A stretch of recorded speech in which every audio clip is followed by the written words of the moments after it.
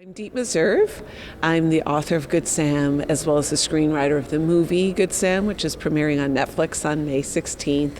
And I'm also a producer of the film, with starring Tiya Sircar as Kate Bradley, who is a TV news reporter who covers all what we call the bummer beat in the movie. That's fires, that's car crashes, natural disasters, tragedy, violence, cruelty. And she's assigned to cover a story about an anonymous Good Samaritan who's leaving $100,000 cash on strangers' doorsteps. And at first, she doesn't really want this story because she's pretty sure it's a scam, it's a hoax.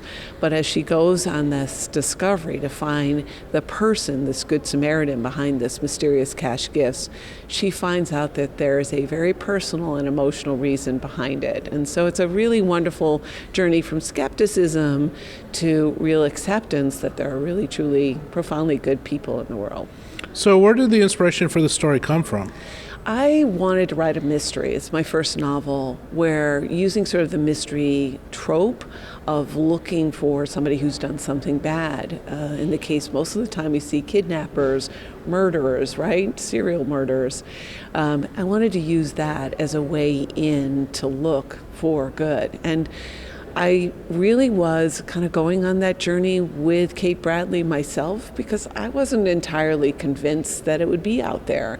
And then in the process of writing the story, I started to discover my own hopefulness that this actually does exist. And so that became the Good Sam, that became a sort of almost instant bestseller. It sort of surprised me in that way because it's not a mystery about a murderer, it's a mystery about the search for good. Who did you find that was buying your book that really glommed onto the story?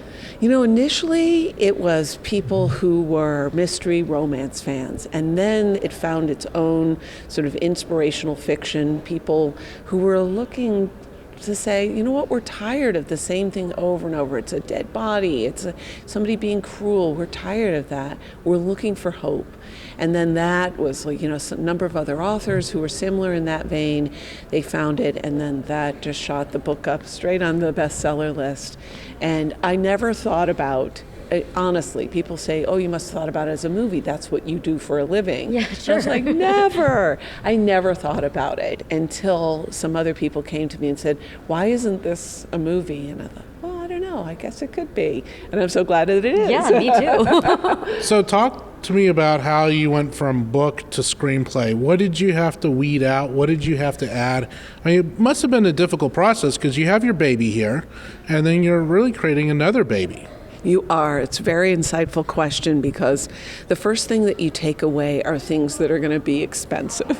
I'll just admit that first and foremost. In the book, Eric Hayes, who plays a firefighter, he's a swift water rescue expert. He hangs from a helicopter performing CPR. Helicopters are expensive. Boy. Exactly. On water is also There's a swimming pool scene. There's so much water. Water is a metaphor throughout the book of Kate learning to trust.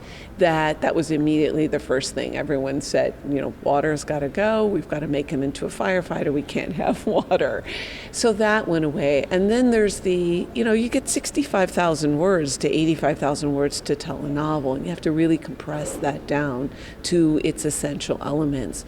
For me, the most important thing was putting in there the baked in what the theme was, making sure that we're looking for good and following Kate's journey. Everything else around that can shift and change, and it did through the development process.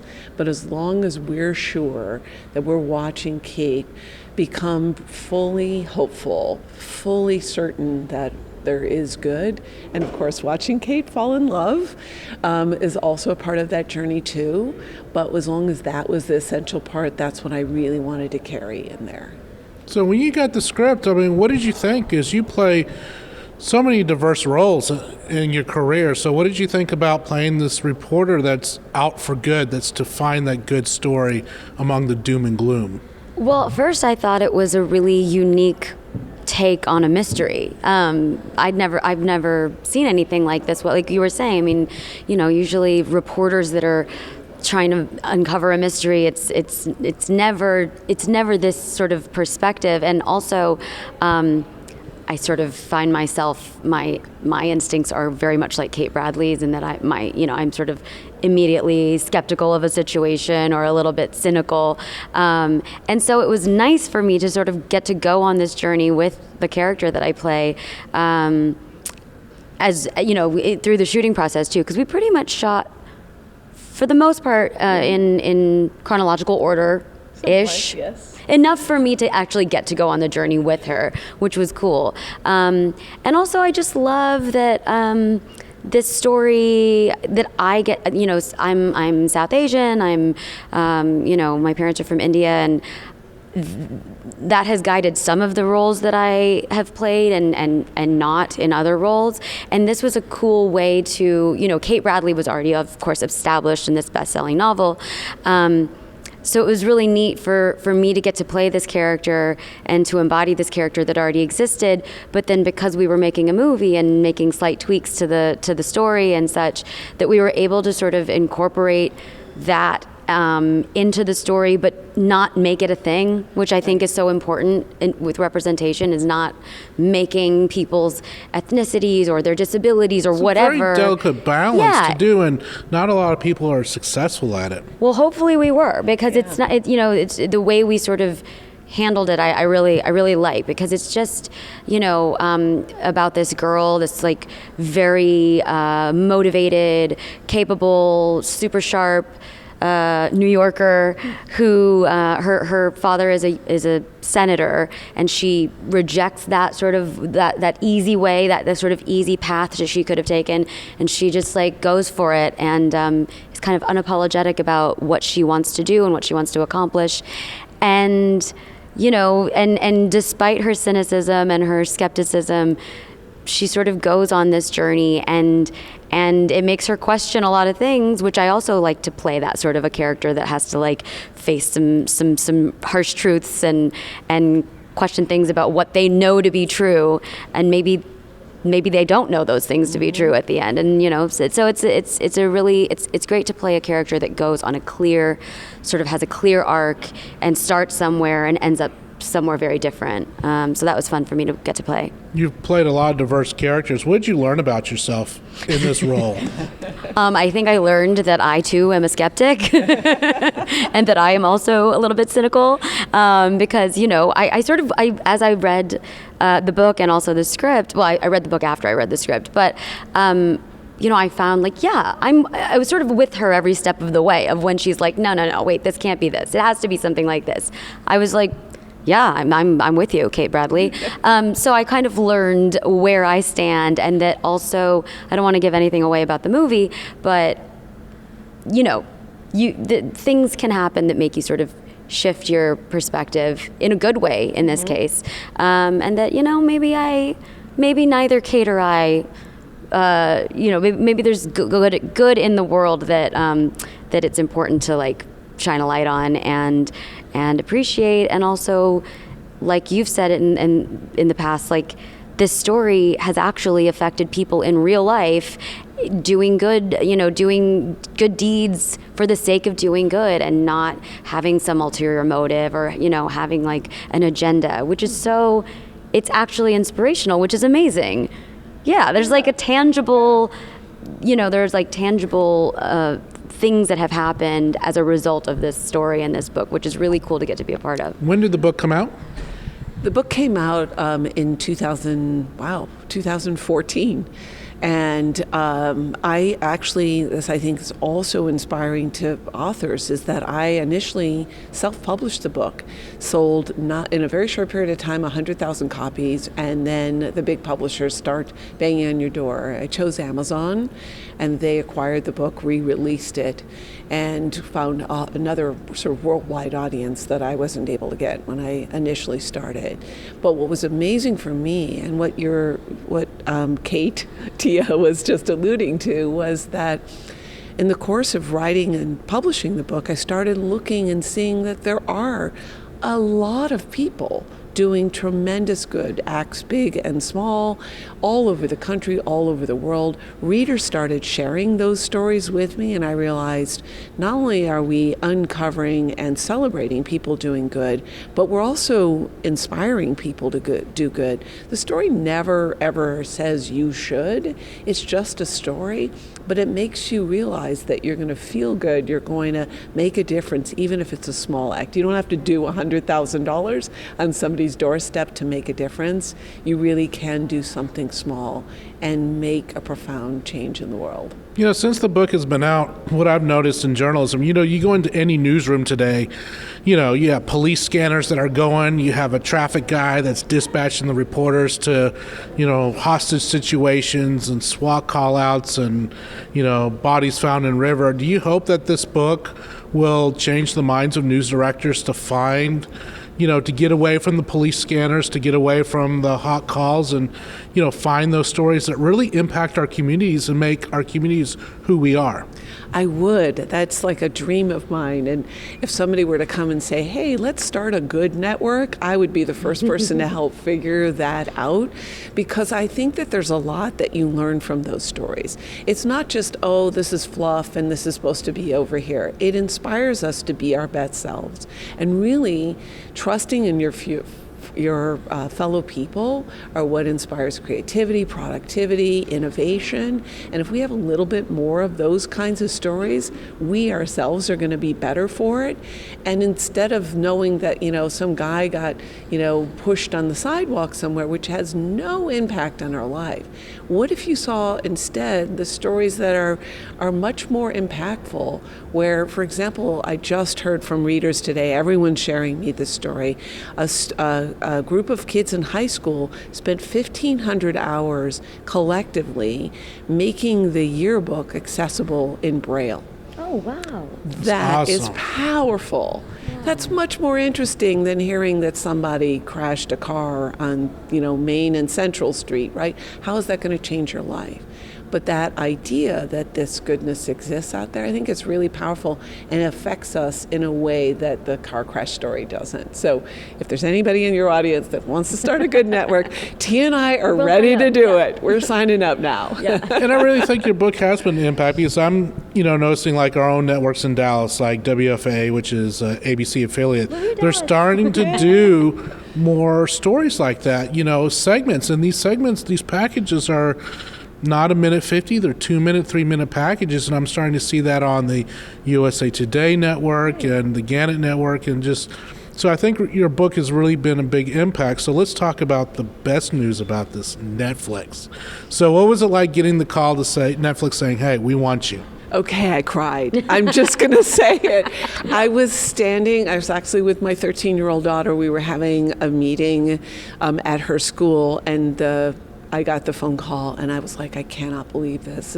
It's like an out-of-body experience, because I knew in that moment that we were going to get to share this story around the world with hundreds of millions of people, and people who might not ever pick up a book for whatever reason, right? And I thought, wow, this is a huge opportunity and a huge platform, because we can tell this story in so many different ways. And if we find all the right people, you know, Kate Melville, the director, finding Tiya, we put this right team together, we have an opportunity to say something on many, many levels. We can tell a story about good, we can model what women can do, what great reporting looks like, and we can really put good and the goodness out there at the forefront on a platform like Netflix. So I think I kind of floated on air for like a month or maybe a maybe year. You still are. I think I still am on floating on air. So super excited. And the team, and I'm sure you have seen this too, the team that we've gotten to work with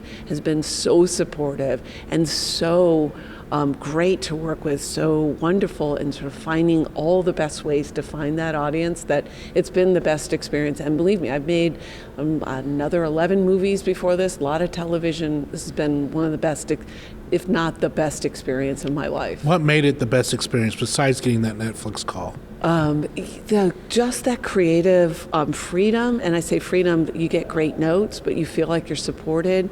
I have to say there was this moment in the launch of Good Sam where all the people who are going to work on your movie are in a room. I've never been in a room where I felt so much love and support, and each person went around and said what they did, what they were going to do on your movie, and by the end I was like, I need Kleenex. I just love everybody in this room, felt so supported, and I felt like they really got what the movie was about and were there to support it and bring it out to find the tens of millions, if not hundreds of millions of people who are going to watch it. That's awesome. So Tiya, when we think of South Asians, we think of they're going to become doctors and lawyers and pharmacists and accountants. And, I see you as, I've seen your work for several years now. You are one of the top South Asian, in my opinion, South Asian actresses in North America. And what does it mean to play a character that most South Asians are not used to seeing? And, a reporter, because